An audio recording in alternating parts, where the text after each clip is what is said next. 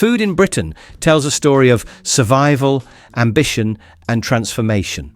From ration books to colourful supermarkets, each decade brought new flavours and habits that shaped family life. What once meant simplicity and ingenuity slowly became about convenience and choice. Kitchens changed from dark, practical corners to vibrant spaces of innovation and pride.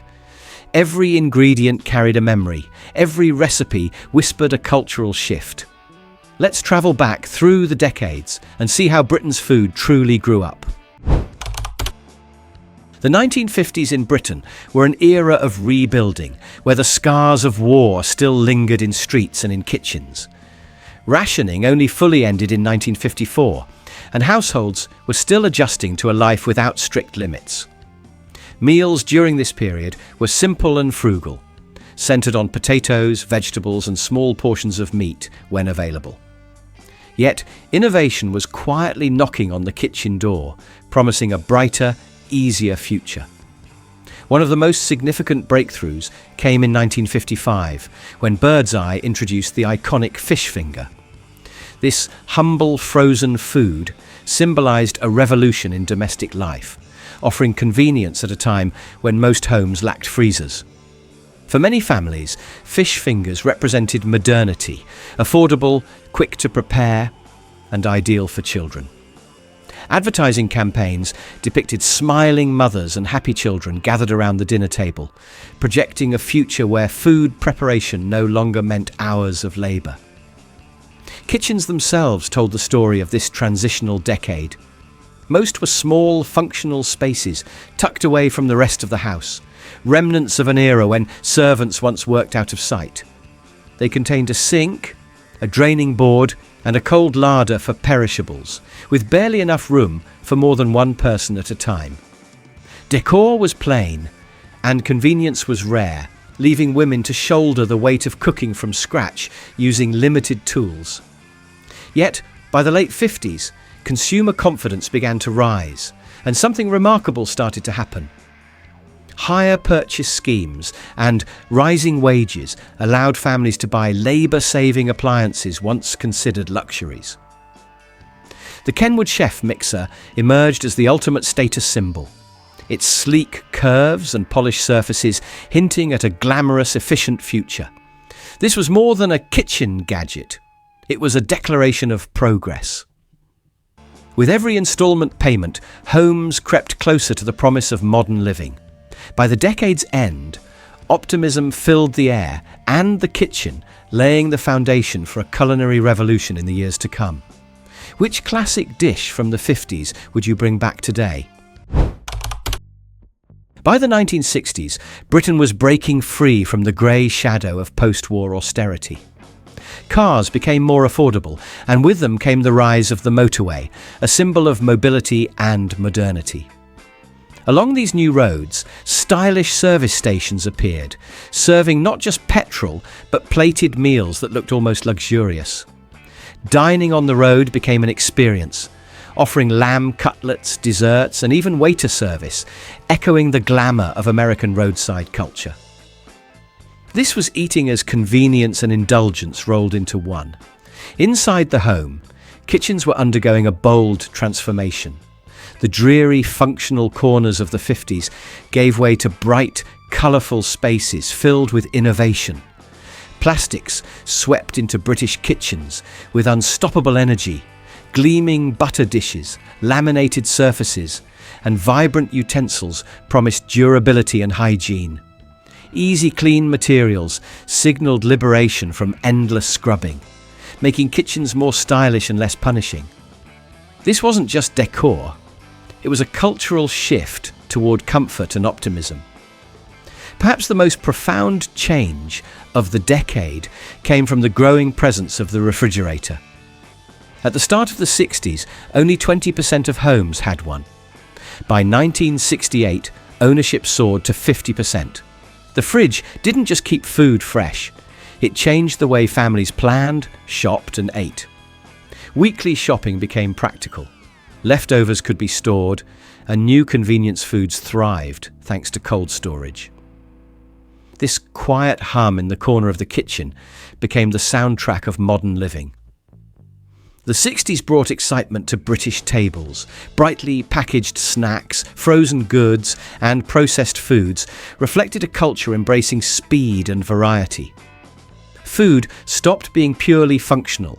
It became fun, colourful, and dynamic, echoing the spirit of a decade defined by music, art, and social freedom. For the first time in generations, Britain was not just feeding itself. It was enjoying food as an expression of identity and change. The 1970s were bold, experimental, and occasionally eccentric, a decade where British food began to stretch beyond its familiar borders. Cookbooks became cultural treasures, and television chefs like Delia Smith entered living rooms, teaching families how to cook with confidence and flair.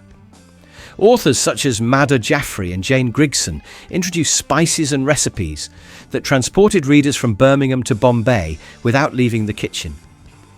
Food was no longer just sustenance, it was an adventure. Dinner parties became the ultimate stage for culinary creativity. Households proudly served dishes like beef bourguignon or chicken korma, proving that even in an economically shaky climate, sophistication was within reach. These gatherings reflected a new social trend where food was tied to status, style, and conversation. At the same time, supermarkets filled aisles with convenience foods, from powdered sauces to packaged desserts, catering to families balancing ambition and time constraints. Meanwhile, snacking became a cultural staple. The arrival of flavoured crisps, prawn cocktail, smoky bacon, and cheese and onion turned a plain potato chip into a punch of taste. Behind the scenes, advances in food science made these bold flavours possible, ensuring every bite was identical and addictive. The rustle of foil packets became as familiar as the sound of the evening news. Children carried them to school, adults nibbled them at pubs, and crisps became a permanent fixture in British life. The economic backdrop of the 70s was marked by uncertainty. Strikes, inflation, and energy crises. But inside the kitchen, optimism simmered. Food became both an escape and a statement, a way to assert creativity in a world of challenges. By the end of the decade, Britain's table was no longer drab or predictable. It was daring, diverse, and full of flavour, setting the stage for the culinary transformations yet to come. The 1980s brought a dramatic shift in Britain's eating habits as speed and convenience began to dominate the nation's culinary priorities. Pre-packed sandwiches appeared in shops and petrol stations, revolutionising lunchtime for millions of workers. This was the decade when eating at your desk became common, reflecting a society driven by ambition, mobility, and the need to save time. Gone were the days of a hot midday meal at home or a leisurely lunch in the staff canteen. Instead, the humble sandwich in its clear plastic triangle became an emblem of progress. Workplaces underwent cultural change too. The once familiar tea trolley and formal dining rooms started to vanish as corporate environments embraced efficiency over ceremony. Grabbing a sandwich and returning to work was now seen as practical and modern. With urban centres growing busier and more women entering the workforce, the new approach to lunch fit perfectly with Britain's evolving lifestyle. Eating became an individual activity, a quick pause in the relentless pace of the day rather than a shared ritual. At home, another phenomenon captured the hearts of British families: Soda Stream. This playful invention turned fizzy drinks into a homemade adventure, combining science, creativity, and fun. Its slogan, "Get busy with the fizzy," perfectly summed up the decade's appetite for novelty and entertainment. Children eagerly pressed the button to hear the hiss of carbonation, while parents enjoyed the satisfaction of mixing flavours themselves. The device brought an almost futuristic touch to kitchens that were increasingly filled with microwaves, colourful Tupperware, and ready meals. The 1980s fused economic ambition with culinary convenience, giving families unprecedented choices. Microwave ovens became common, freezer aisles expanded, and television dinners promised a modern solution for busy schedules.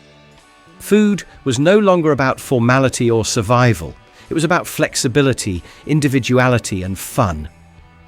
Britain had stepped firmly into the era of quick fixes and bold consumer culture, reshaping eating habits in ways that still influence us today. The 1990s took Britain's culinary evolution into a new dimension: indulgence and identity.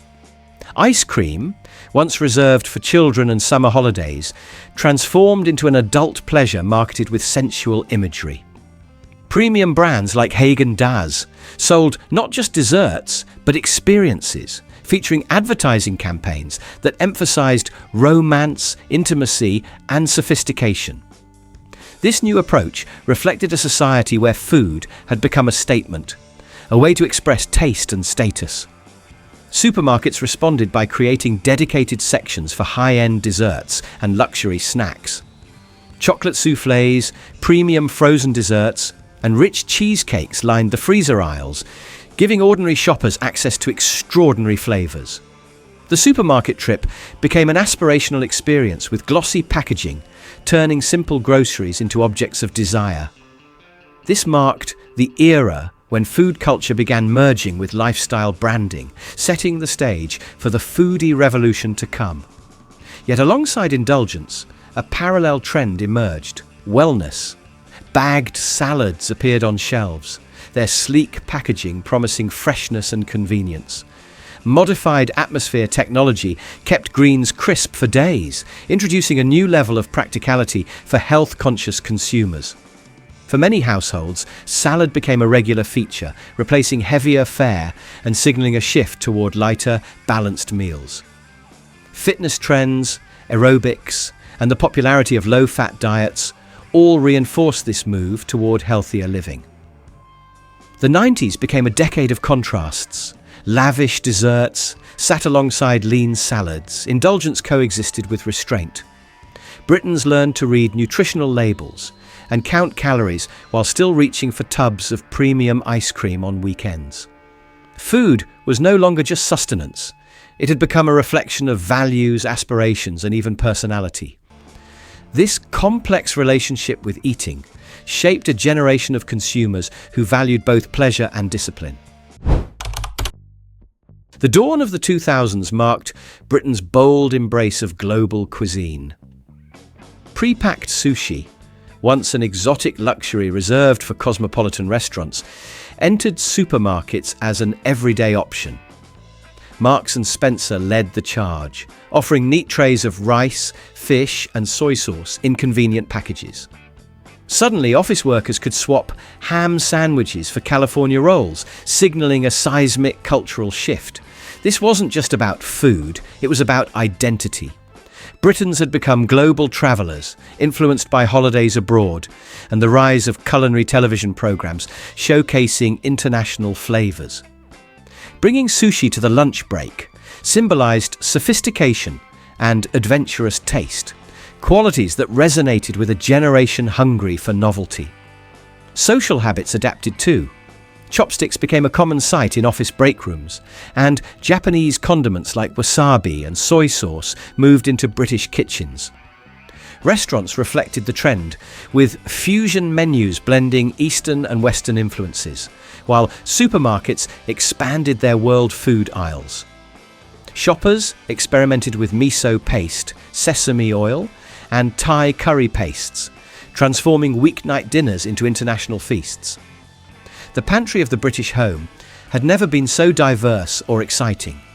By the end of the decade, the very idea of British food had evolved beyond recognition. The 2000s erased culinary borders, introducing flavours and practices that made multiculturalism a reality not just in the streets, but on every plate. This was the era when food became both a journey and a statement, a story told in sushi rolls and stir-fry sauces. The last decade introduced a fascinating duality in British eating habits, indulgence at the top and thrift at the base. Luxury ready meals competed with gourmet-style products from budget retailers like Aldi and Lidl, dismantling the old link between wealth and quality. Consumers could now enjoy truffle oil and artisan cheese alongside economy staples in the same shopping basket. This high-low strategy redefined shopping behaviour and blurred class distinctions. Premium supermarket ranges, such as Taste the Difference or Finest, sat comfortably next to bargain finds from discounters. Quality food became accessible to all, turning grocery shopping into a democratic experience rather than an exclusive one. Meanwhile, social media amplified these changes, transforming food into a cultural currency. Instagram and Facebook made beautifully plated meals an essential form of self-expression. Cooking shows and online tutorials encouraged home chefs to experiment, sparking a surge in creative confidence. Eating became an event to be shared, photographed and celebrated, part nourishment, part performance. As the decade progressed, ethical and environmental concerns entered the conversation. Plant-based diets, sustainable packaging, and locally sourced ingredients rose in popularity, even as indulgence remained irresistible. The 2010s proved that food in Britain had fully grown up, diverse, dynamic, and deeply entwined with identity and social values. Which food trend from the last decade still excites you? Across 7 decades, Britain's relationship with food evolved from necessity to choice, from grey austerity to global flavour. Each era added a layer of taste, technology and culture, reflecting not only what was on the table, but who we were as a society. From fish fingers sizzling in post-war kitchens to sushi neatly packed for a 2000 lunch break, the journey has been nothing short of remarkable. If this trip down memory lane stirred your appetite for nostalgia and discovery, there is more to explore. Subscribe now and join us as we uncover the stories behind the meals, the gadgets and the trends that shaped Britain through the decades.